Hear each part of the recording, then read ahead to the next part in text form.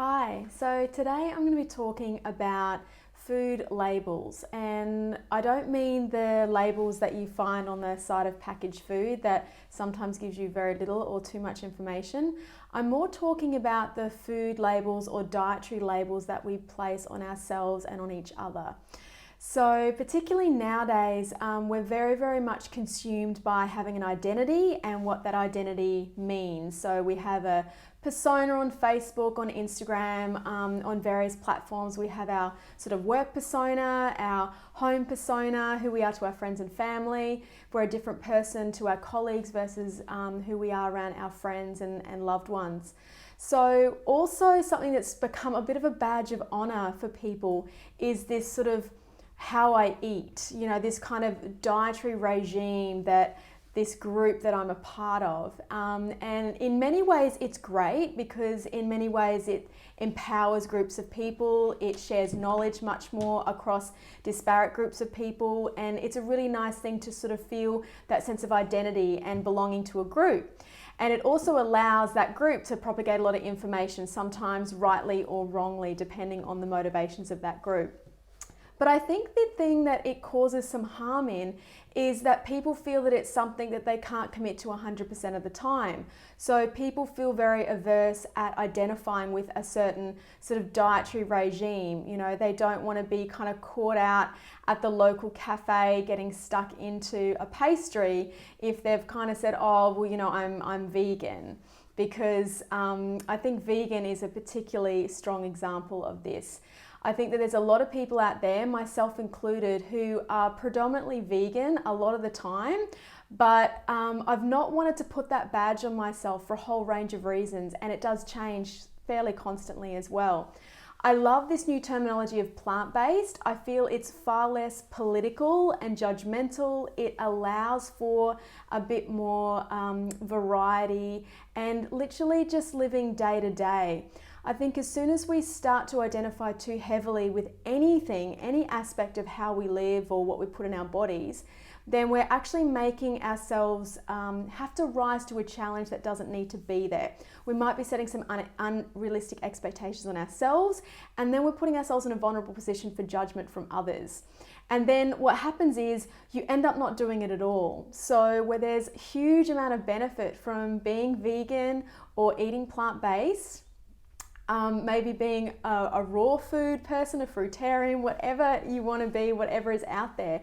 But the minute you slap that label on yourself, there is a huge point of vulnerability where you're just waiting for judgment from others, particularly people that aren't necessarily understanding your reasons behind why you're doing it. And I think the worst thing, particularly that I've experienced as well, is because of your decision, people actually take that as being a judgment on their decisions. And it creates separation, which none of us want. I mean, we live in a time for most of us on this planet now that food is abundant, and we have this luxury of saying, I eat this certain way, I choose these certain foods, I reject these other foods over here. And we didn't used to have this luxury. What was important was that food was nutrition, and food was an opportunity to share community, share in our family. Maybe you went out on a hunt in your village or your tribe and you all shared in the spoils of that. The cooking, the hunting and gathering, it was kind of shared duties, it was communal. And I think what's happening now is you'll go out to dinner in a group and it just becomes this catering nightmare because everyone's got their weird little niches that they're clinging onto with dear life.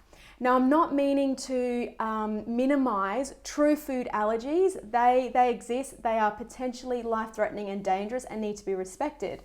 But there is also a lot of people that are just so overly attached to the label of the dietary preference that they've made, perhaps for good reason, but haven't allowed for any flexibility around that.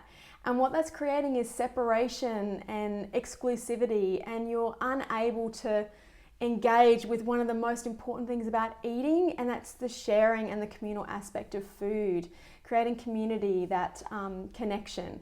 So I just wanted to put that out there because it's something that I talk to people about, and I explain that when I first transitioned to becoming vegetarian, almost 9 years ago now, I was overwhelmed with being judged, with having to do it 100% of the time. I really didn't want to fail, and I didn't want to commit to it at all unless I was going to be successful at it. So I made a decision to just choose each day, and I'm going to be vegetarian tomorrow, and then the following day, and then the following day. And I just did that one day at a time. I was concerned if I went on a holiday overseas and there was some iconic cultural food that I needed to try that wasn't vegetarian, that I would then be going against what my belief system was, and that therefore I was a bad vegetarian. We've got to let all of this go because we're missing out on so much of the good for being fear of not being perfect 100% of the time. So just ditch it. It's not about being perfect 100% of the time. In actual fact, we get 80% of our results from the 20% of what we do. So if you've been curious about wanting to be a little bit more open with your diet, or maybe a little bit more closed with your diet, experiment, go for it. Be outgoing and proud of what you're doing. Don't feel you need to hide it. Don't be worried about the judgment of others, because you're just choosing that for today or for this meal. And then over time, you might choose it more and more often because there's something that resonates with your body, with your soul, with your energy levels that makes sense with the food that you're putting into your body. So ditch the labels, enjoy food, get back to the meaning of it. Why on earth we put this stuff in our bodies, and focus on that rather than being too attached to a label and perfection. Okay, food for thought. Take care. Bye.